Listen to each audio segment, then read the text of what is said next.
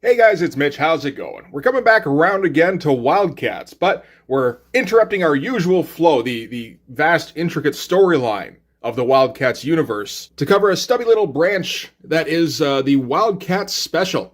This is number 1 of 1, and it's going to be drawn by Travis Charest. This is Travis Charest's first full sequential work for Wildstorm, or I guess their homage at this time.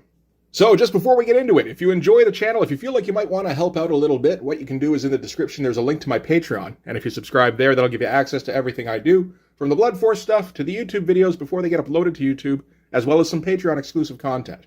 So yeah, Wildcats Special number 1. This is from November of 1993. This is right around the time Wildcats number 5 is coming out, which is the beginning of the Killer Instinct crossover. It feels like it's been like a year since we covered that. So we're stepping back in time a little bit. I think the thing that Travis Charest has been working on just previous to this would have been DC's Dark Stars, which I've never read.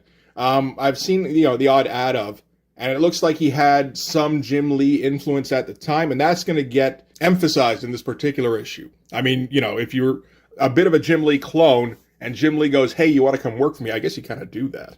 And I mean, we can start with this cover. I mean, if you were just taking a glance at it, you might think this was a Jim Lee cover. It's not. This is Travis Charest, inked by Scott Williams, and it looks almost identical in some spots. Like, Grifter here is extremely Jim Lee, pretty much all the way through. The coda here, largely, there's some difference in the face, and the pose is a little bit awkward, maybe. Mostly around the midsection. Voodoo here looks pretty good. It's interesting, because it looks like Travis Charest doesn't have a firm handle on hands just yet, which is a little funny considering, like, he would get to be extremely good at that. And the Demonite doesn't really look like a Jim Lee Demonite. This looks more like, well, I mean, it's a bit more of a comprehensible drawing.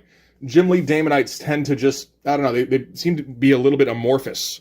Which isn't to say this is really better, but I don't know, it's just a bit of a clear difference. And in terms of the composition on the cover, pretty good. I mean, Travis Charest would come to become one of the best cover guys, I would think.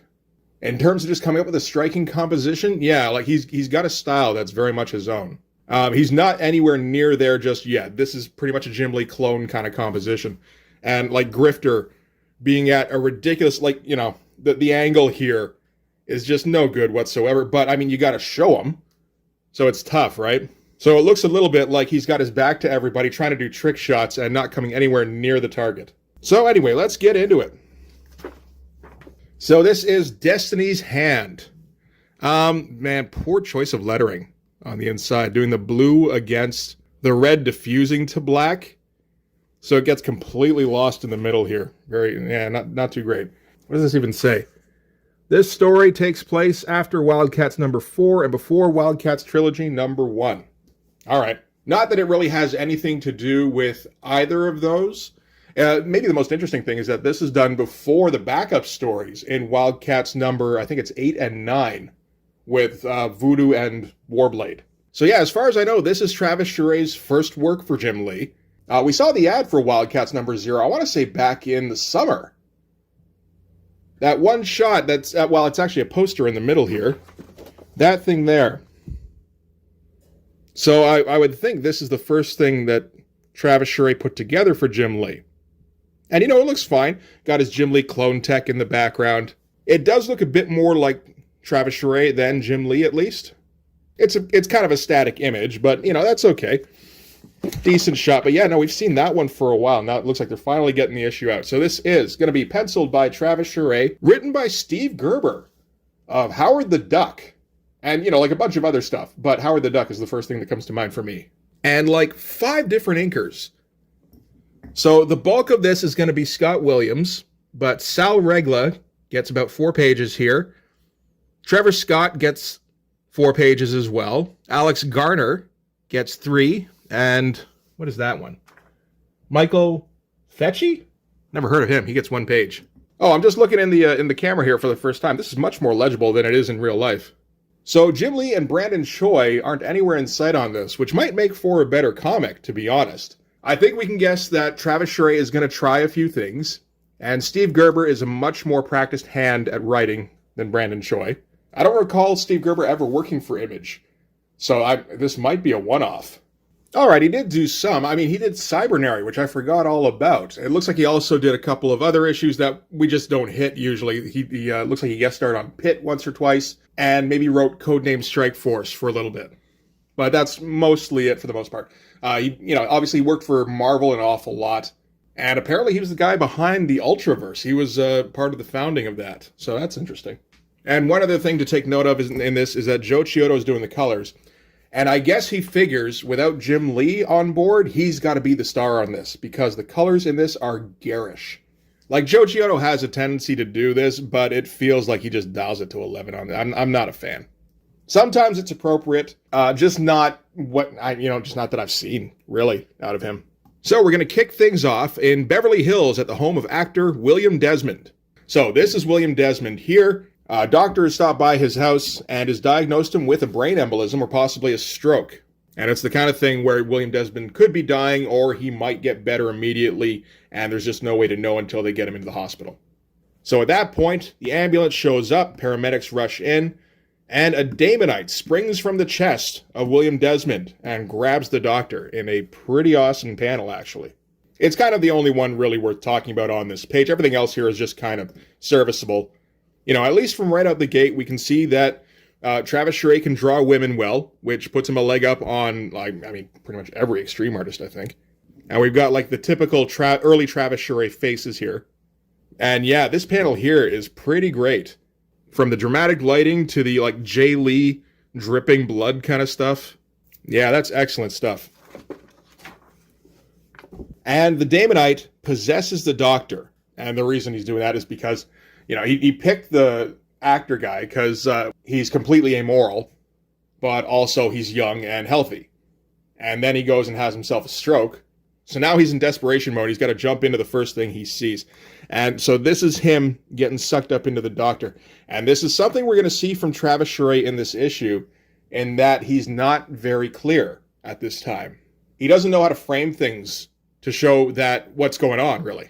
So, if you're just reading, it's I guess that's what happened. And then you kind of got to rely on the script to tell you for sure. So what the Demonite's going to do, he's going to immediately dispatch the paramedics and give, a bit of a longer goodbye to the actor's girlfriend. But no, she's going to get killed as well. And interesting seeing this versus this. This face, not so great. But, he knows how to throw some shadow on there, so it's much more interesting. And from there, we're going to cut to Providence, Rhode Island, where a storm is coming in, and we get a void power signature kind of swooping in. And we close in on, have you seen this child poster? For Cassandra Newland. So, missing kid in Providence. This is all, bleh. Okay, it feels like he didn't really know what to do for this, or couldn't think of a way to show it and just maybe left a bunch up to the colorist. It's very smudgy. It's supposed to be pouring down rain, so he was going for a thing where the backgrounds were obscured largely by the rain, but then it just kind of turns into a muddy mess. And Joe Chiodo doesn't seem to know entirely what to do, other than just kind of smearing color separations all over the place. So not much of an interesting page, really. Flip the page. Oh my God, it's so pink. And this is Providence. Aha! Who's like Void Jr. We did see her a little bit in the WILDCATS miniseries working for the Gnome. Or Hellspawn. I think she was working for Hellspawn, actually. And apparently this is where she's from. And she's the missing girl in the photo. So she named herself not only because she's a seer, but also because, that's her hometown. So that's okay. That's an interesting little tie-in. Interesting to see young Travis Charest not 100% know what to do with hanging drapery. Again, this is something he would become extremely good at later on. And Providence is going to teleport to her childhood home. Right up to her old bedroom. And takes off her wispy robes. And I think we're supposed to get the impression that Providence is still very young, maybe 13, 14, maybe even a little younger. How do we know? Because she has smaller boobs. So yeah, Travis Charest kind of on board with Jim Lee in not really knowing how to make somebody look younger. Should have asked Mark Silvestri. But she uses her void powers to summon her teddy bear and crawls into bed. And yeah, so Providence and Void, you always got the impression they were the same sort of thing because they've got in addition to having the metallic skin or jumpsuit, looks more like a jumpsuit on Providence. They've also got the similar power signature, and we found out later in Wildcats number 9, I suppose, that they're orbs, the orbs of power in the Wildcats universe that have joined with people. So in Void's case, that happened on a space station. I'm not sure when it would have happened to Providence, and we're not really going to find out in this issue.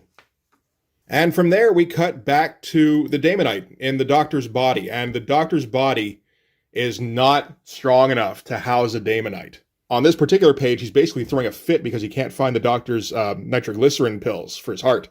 So he's looking around for a replacement host in the meantime. And that's really all this page is. That said, the next time we're going to see the Demonite, he's going to be in worse shape.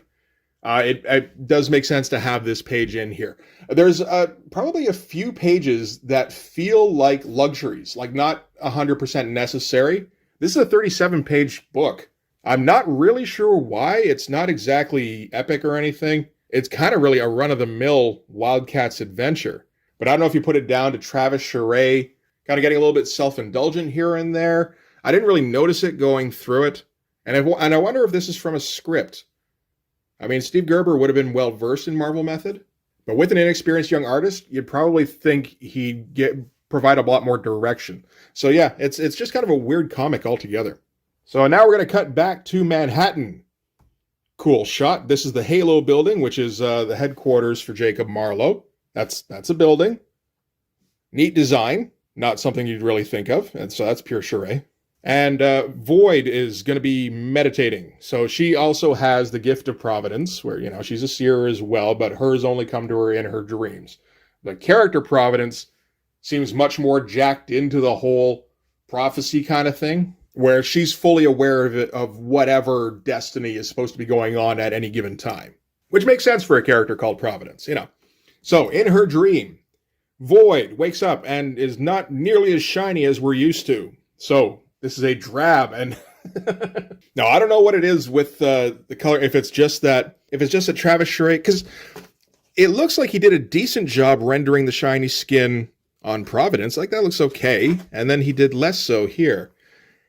And Joe Chiodo downplayed it, where, yeah, it doesn't look like she's silver, it looks like she's gray. I don't know. But in her dream, Void is on a battlefield somewhere, a war-torn area. And that's about it. And we know it's a dream because there's no solid blacks. Everything is a little grayed out, which seems unnecessary. I mean, we've got, like, rounded off panel borders. They said she was going into a dream. So it just kind of looks, you know, a little bit less interesting. And yeah, we carry it over. Yeah, I don't like this whole thing. About the only thing it works for is the end here, where she all of a sudden wakes up and we know, okay, she's back to reality. But anyway, we should probably start at the beginning of this. So anyway, yeah, she's walking through this like war-torn kind of area and stumbles upon this golden bassinet. That's what this is. With a super special mobile. And you know, obviously a baby in it. And this particular baby is important. It is a baby of note. And yeah, reaches out for it. It gets like a maternal instinct when she's interrupted by somebody. I don't know who this is supposed to be. It doesn't, whatever it is, it doesn't pop up again later in the comic. But then turns around and there's a Demonite there that takes a swipe at her. And yeah, then she goes falling off the cliff and wakes up on the floor. So the deal is this Demonite is going to possess this super special baby. That's the whole thing with that particular dream. So then we cut to some pub in downtown Manhattan where Emp is hitting on some chick who's probably way too young for him. Well, I guess it's all of them, though. He's supposed to be like hundreds of years old.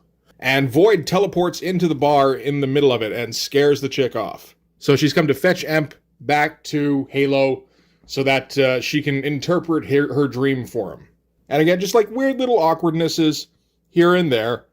Emp doesn't look too bad here. I like the pose on the girl, but then Void here looks very stiff and awkward. But then a good pose here.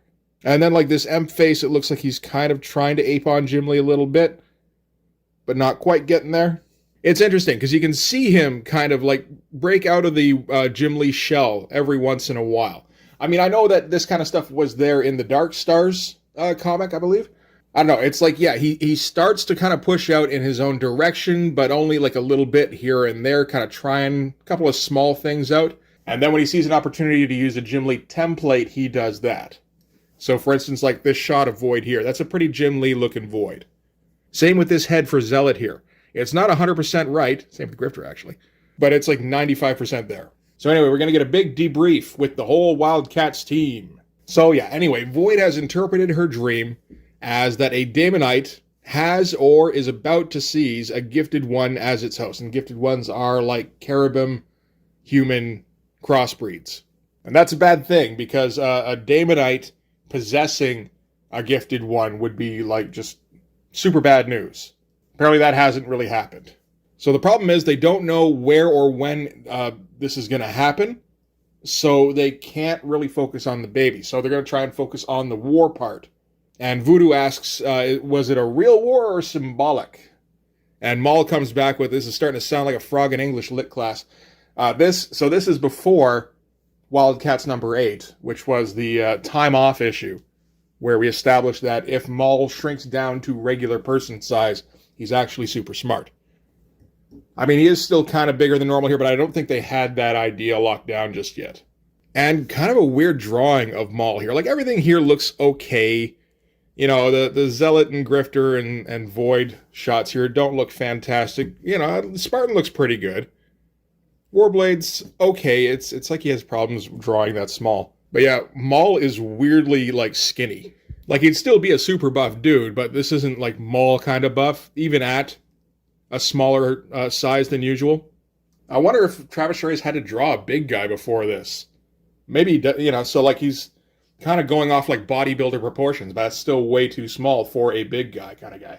You know, like, I've got some practice drawing a big guy now. They should be, like, 5 heads across. So Void thinks that the war was real. I mean, the actual setting that was in her dream was more of an abstract, but she figures it did represent a real war. So Zealot pipes up that the most brutal war on the planet at the moment is the one between Yurgovia and Kazmia in Eastern Europe. And Yurgovia is currently being run by Baroness Destine, who is an old Coda assassin who's running around on Earth and, yeah, running her own country apparently. So this is a little similar to what happened in WILDCATS trilogy, but that's the only similarity we're going to get. So Destine is like Zealot in that she's an apostate, but she left because she was disposed to rule, not serve. And Em says she'd understand the value of a gifted one and know where to market it. So let's assume we got the right war, which is quite an assumption. But sure. I mean, you know, when you get a Coda sister kind of involved, I think you probably figure you got the right one. So now they just need to find a baby in a war-torn country. No problem. But luckily, Grifter has some experience in Yurgovia, or Kazmia, or whatever the fuck they're called. So he figures he can go down and do a bit of investigation. Voodoo's going to go down as well, because she can spot any Demonites. And with that, in addition to the whole exorcising them from their host, that's really all they know about her, of course, at this point. And from there, we're going to cut to the capital of Yurgovia, Damir. And this is Baroness Destine, who is currently on the phone with the gnome, who we last saw in WILDCATS number 4, pulling an Emperor Palpatine and falling down a gigantic pit with his arm severed. So apparently he survived that. And he's calling to let her know that the WILDCATS may be intervening in this little war she's got going on in Kazmia. And I think I remember seeing the black and white version of this page before it was colored. I don't remember what it was in, but yeah, no, it's nice looking stuff. And she just kind of practices her Coda moves while she's on the phone. She's multitasking. And they just kind of trade barbs. He's kind of poking her over her, you know, being an ex-Coda and like, why you still sticking to those tenets? You're running your own country. Shouldn't you be kind of making your own rules? And she's like, oh, but I'm so pretty and I should kill people so pretty. Kind of typical Coda shit. And yeah, he also tells her that she's going to be visited by a Demonite and Providence, the character. So why he knows these things, we don't know. Whether he ever caught up with that orb, I suppose it's possible. Although, I mean, you know, in the regular series, we're up to issue 9, and the gnome has not made a reappearance just yet. This is like mid-94, I think. And then the next bit after that is the bit with, yeah, the huntsman or whatever. So, yeah, you know, he's not going to show up again for a while. I'm not even sure why they bothered to put him in here. And at the mention of Providence, we have to go back to Providence. That's how Providence works. And the Demonite-possessed doctor has shown up at the doorstep of the parents of Cassie What's-Her-Face, basically the girl who turned into Providence. And the doctor's not looking too great. He doesn't look as haggard as I feel like he probably should. From the context of the comic, it seems like he should be pretty much a walking corpse. But he just kind of looks like an average Jim Lee character with like a little bit of extra crustiness. So he's come asking about Cassie. I feel like every girl in a 90s comic book was named Cassie. And the parents are pretty pissed off about this because Cassie has been missing for about a year, and they haven't seen anything to do with her. So they tell her to get the hell out of there, calling the police. At which point, he starts doing his Demonite thing, take me to your daughter or die kind of thing. And that's when Cassie comes downstairs, because remember, she teleported into her old room and slept in her bed with her stuffy. And there's some okay stuff going on in these pages. For the most part, nothing particularly special, but like stuff like this, with the full page spread of Baroness Destine. I feel like this whole thing with the box kind of, that design element, that's something he would use again fairly often and kind of build on. I know he did that a couple of times on covers, at least. And I know that because I stole it a couple of times doing cover designs when I was like 20. So yeah, she floats down the stairs and I guess zaps him. At least that's what the sound effect does, although we have no real visual indicator that that's what happened. And the parents are, kind of like shocked and, oh my God, is it you? It's been so long. Come here and give mommy a hug. And it's like, that's not really what anybody would say, but okay, sure. And she teleports them, I suppose, to a farm. There's a chicken here and weather vane there. But again, we're not really seeing much. He's not leaving himself a lot of room to show us anything. That's probably part of it. And that's the last we're going to see of those parents, too. And then she turns back to the Demonite, and I guess she did zap him, and she must have done it pretty hard. Because he's like up against the wall with like cracks running out everywhere. So Demonite says he was sent here by the gnome. Okay, so that's why he knows about... I completely forgot about that. And he's desperate. This body is falling apart. It can't endure the demands of possession. So he's come to find Providence so that she can seek out a better host for him. So she says she does have an idea for a host. And warns him that there will be a price to pay. And he goes, that's fine. I will pay whatever you ask. And she says, nope, you don't have to pay me. There's just going to be a price. And they teleport away. I like this shot here. Nice lighting. And from there we cut to whatever the fuck the WILDCATS jet is called. Looks like a drawing that was shrunk down, though, to fit in here. And Voodoo has her own Grifter coat for this particular mission, so she's incognito. And this may be the beginning of switching up Voodoo's outfit. And that's kind of all that's going on this page, actually. Alright, so they're flying in, and they're getting ready to teleport down, but during the teleportation, something goes wrong.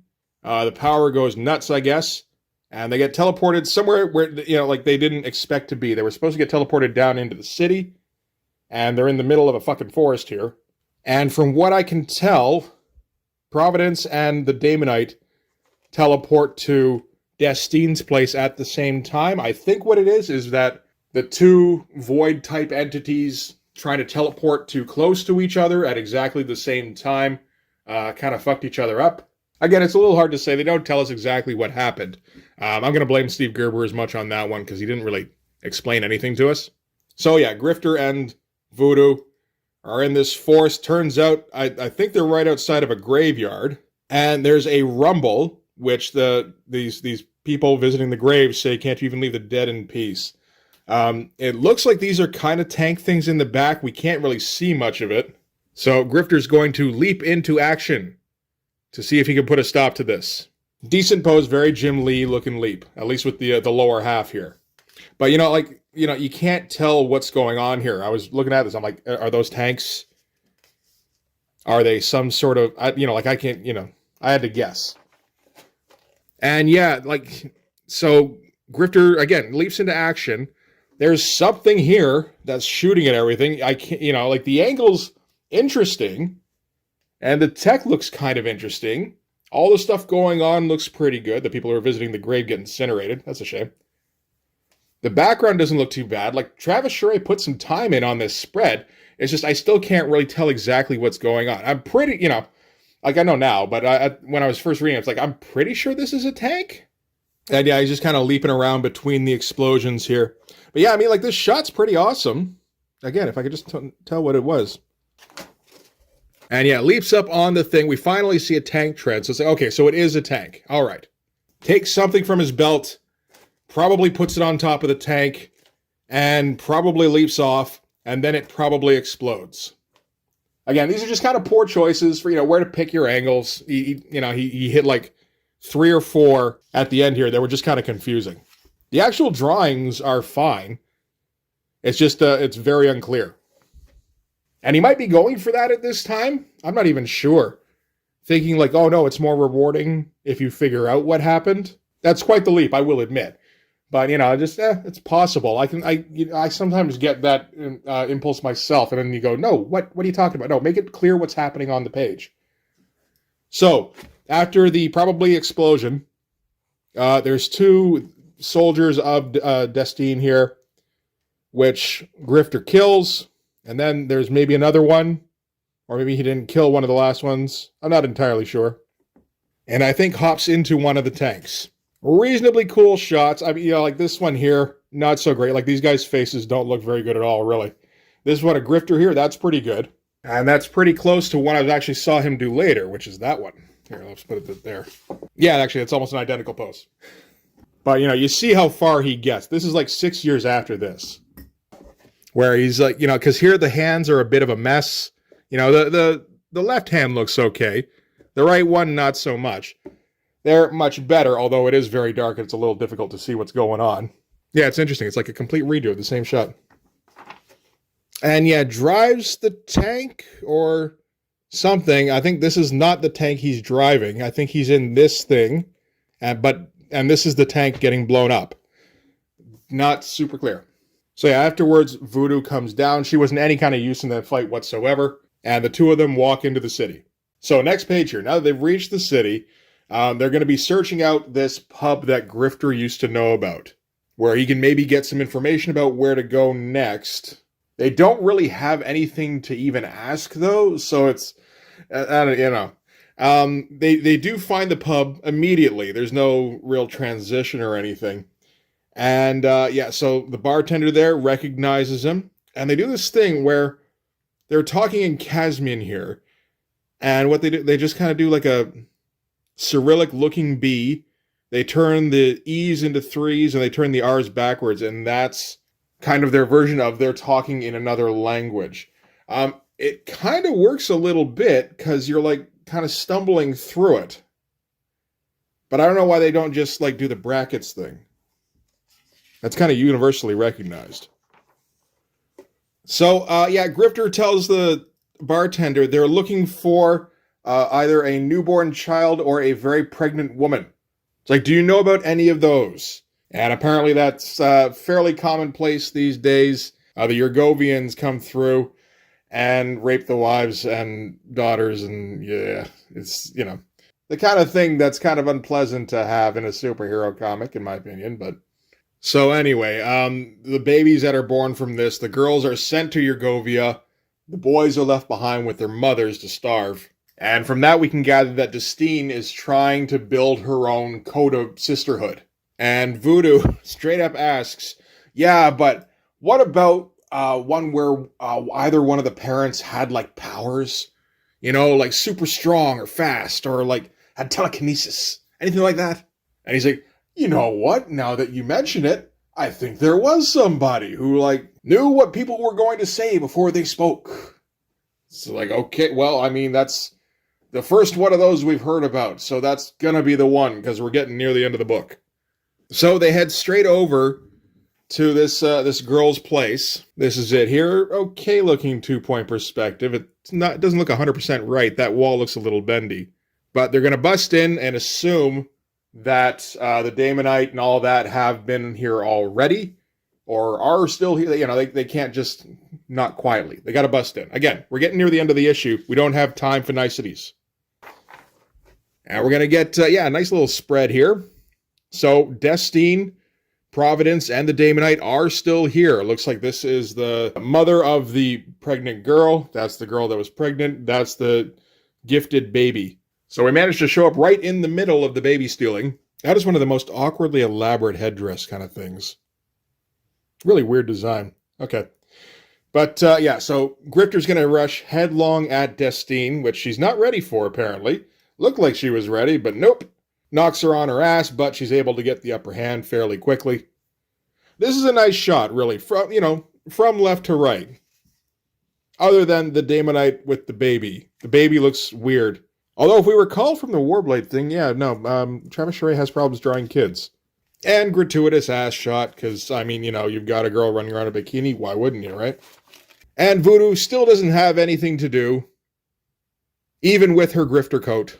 So she's just kind of going to shoot the shit with Providence here, and see if she can interrupt the possession of the baby by the Demonite. Nothing too great going on here on the page. So cut back to Grifter and Destine still going at it. Seems like Grifter really just got the first shot in, and from there Destine was able to take over pretty quickly. Which, I mean, yeah, that makes sense in like a fight between those two. And Grifter is able to dodge out of the way of the blade, gets a gun up in time to shoot her when something buzzes in and buzzes his gun. And it might be the Demonite. I think that's probably the case. Anyway, they turn and the Demonite has gotten possession of the baby.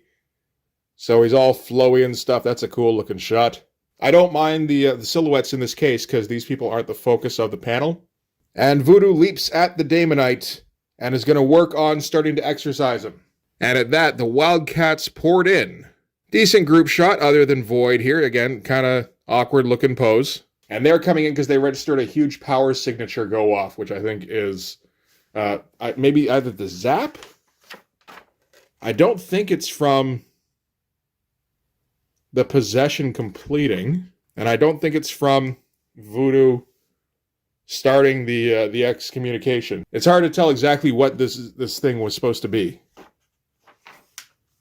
But anyway, so the Wildcats are going to try and take down the Demonite, I suppose. Meanwhile, Void and Providence are going to have their own private little conversation. Because this is the first time they're meeting each other and like, wait a minute, we're the same thing, aren't we? And in the battle itself, everybody fans out. Spartan gets a blast in on the Demonite. Cool looking shot, nice pose, well lit. And that weakens the Demonite's grip on the baby. And then Maul rushes up and punches the Demonite baby combo and gets shot back. So I guess that, yeah, it can shoot some sort of laser. So that probably was the power signature thing they registered. Meanwhile, Zealot's going to go after Destine. Another gratuitous ass shot, 2 for 1. And while they're kind of opening their sparring, Destine gets shot in the middle of it. And just way too much pink.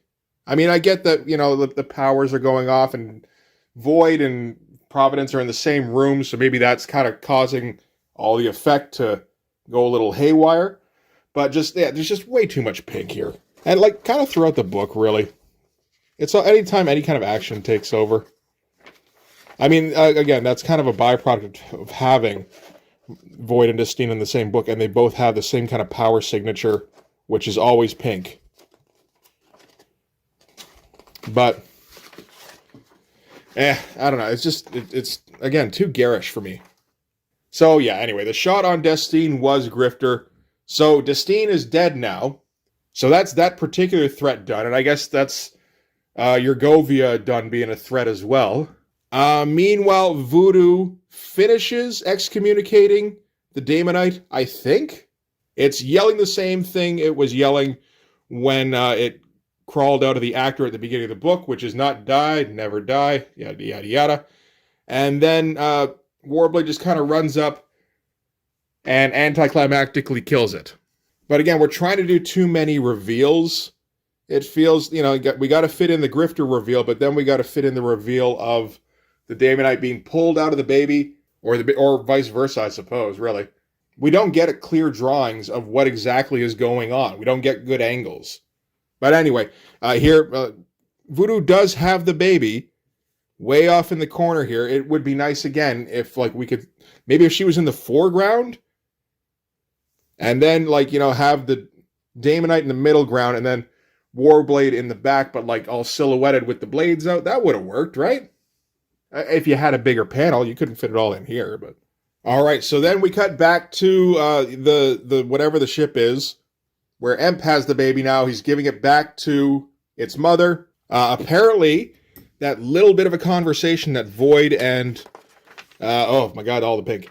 Void and Providence had was that, like, this was the end of it, the first meeting. And then she disappeared, laughing at the instant Warblade slew the Demonite. Zealot's a little disturbed by the fact that she's not really disturbed about having killed Destine.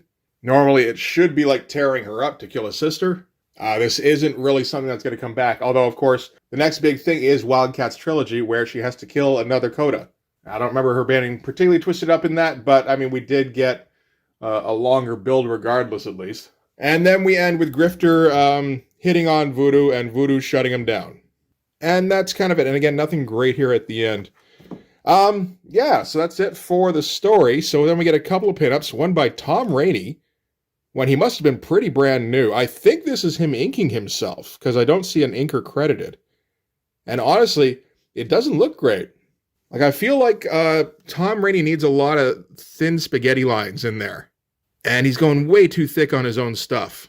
Not to mention, some of these, poses are really awkward.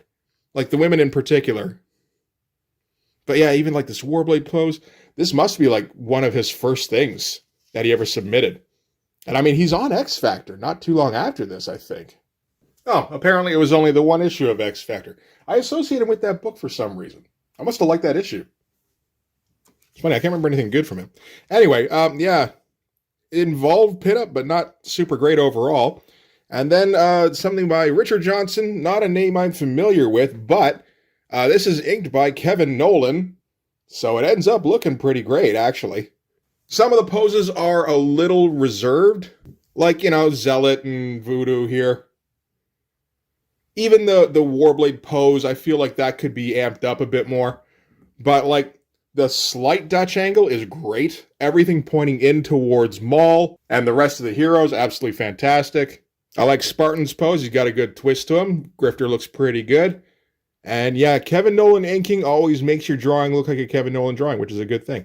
And I think this is the first appearance of the new Voodoo outfit, because this is before her backup story in WILDCATS number 8 or whatever. And that's supposedly where she got the new look. All right, and then we get Kindred by Brett Booth. Very young Brett Booth, like 20 years old Brett Booth. Doing his best Jim Lee imitation. It's a pretty good one for a 20-year-old, I gotta say. That's actually quite impressive. And Freak Force number 1 by Keith Giffen and Victor Bridges, I think. Again, I do kind of want to check that out at some point. And that Stormwatch yearbook, we probably won't hit that, but that's okay. Anyway, so yeah, that's it for WILDCATS Special. Yeah, it kind of ended up being a bit of a nothing book, really. Like, there's nothing carried over into the regular series from that. You get the feeling they would have built a big enemy that they can, bring back at some point. But, like, Warblade killed it. And very quickly, really, at the end there. Like, it was like a 3-page fight. There was the meeting between Void and Providence. But that was, again, extremely quick. And I don't think that leads to anything. At least not until the Travis Charest run in the WILDCATS regular series, because I haven't read any of that stuff yet, other than the Alan Moore stuff. Nothing happened that was of any kind of consequence, and, nothing happened with Zealot. Yeah, she killed a Coda, but it doesn't have any kind of repercussions. Nothing happens with Grifter. It's, just this self-contained thing that got kind of slowly built, and then, fizzled out right at the end there, and isn't going to have any kind of after effects. Which is a bit of a shame, because, for Travis Charest's first sequential work with Image, that's kind of a big deal. And, there is a lot of interesting stuff in the art to check out anyway, particularly considering we know where Travis Charest is going to end up. So seeing him kind of pick up tricks along the way is very cool. But yeah, Steve Gerber writing it, the narration was pretty good. It was fine, but it didn't lead to a more intricate plot or anything. It didn't really make for a more satisfying story in any way, I would say. So maybe it was all done kind of Marvel method. So yeah, I kind of got to say, you could easily miss this book. Just kind of, pass it over.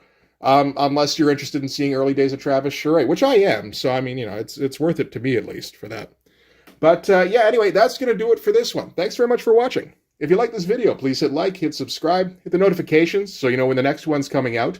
Go over and subscribe on my Patreon. That'll give you access to everything I do, from the Blood Force stuff to the YouTube videos before they get uploaded to YouTube, as well as some Patreon-exclusive content. You can also follow me on Instagram, DM me there for commissions, and you can join the Blood Force Discord server. Still stumbling along when I try to remember what the fuck that is. So drop by today, post your favorite Travis Charest art. Why the fuck not, right? I think that cover that I showed there, the Wildcats Series 2 #1 thing, that's probably my favorite. Well, one of my favorites anyway. Travis Charest was kind of my guy in the late 90s. I really wanted to draw like that, and I couldn't think of any way to even get close to that. And I mean, if you look at my stuff these days, you can see I still haven't come anywhere. I gave up trying a long ass time ago. Anyway, that's going to do it. Thanks again for watching. I'll see you guys in the next one. Bye-bye.